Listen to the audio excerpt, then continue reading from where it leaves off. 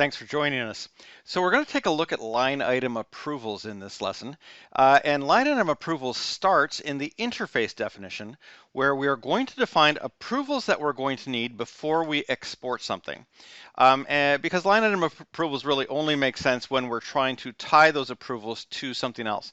Even if you don't intend to export physically a transaction file, you're still going to need an interface definition identifying what fields are going to be part of this approval process. So we've made one here called a financial transaction file, and it's in this case it's a comma separated value. It's a it's an interface type of E. It's going to be based on a certain column. So this is a pretty straightforward export, a table export of posted data. You can see that we're going to need a filter, a required filter which identifies which time control users can approve the data for export. So that will determine who is allowed to go into the line item approvals to look at data. So let's take a very quick look at that. In filters, I've got people approved for the financial year end. There's some SQL where we're picking PS detail keys for certain data. So this is a filter that's based on the posted time detail information. Going back to the interface definition now, so we have a filter available to say who is going to be allowed to be involved in approvals, and then an optional filter that says, are there any lines of data that don't require approval? Perhaps you've decided that overhead information like meetings or sick leave or things that are really taken care of more in the HR process don't really require line item approval.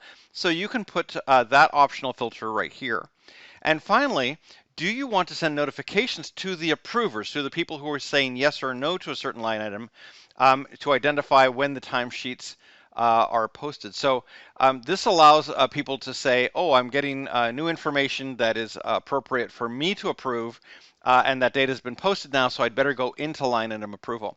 Once all that's been created, when you go into the timesheet menu line item approvals, and you select the approval interface, so this is something from the interface definitions, you can see that we have a whole line of details.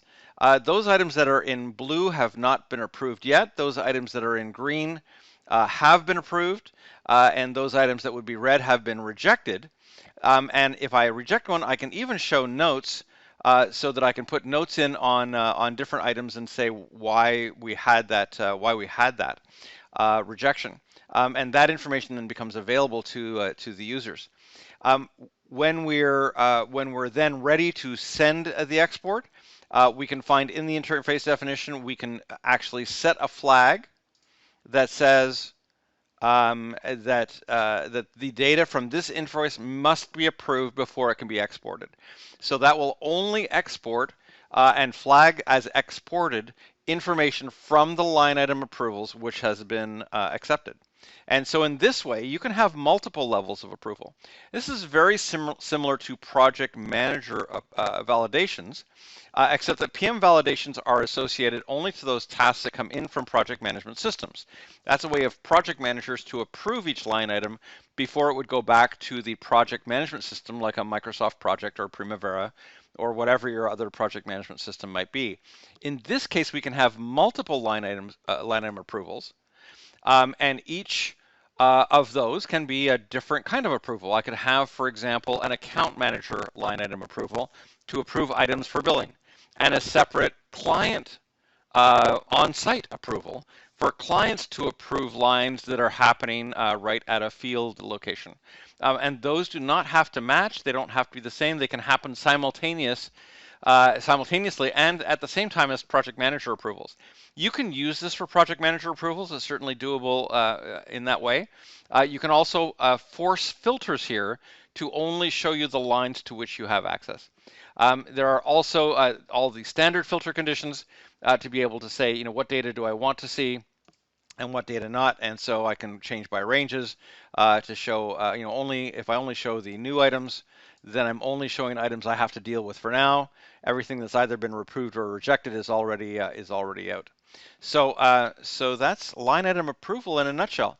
This is a way to flag each item, each cell item in timesheets, line by line to be able to have someone do approvals or not in the line item approval system. That's it.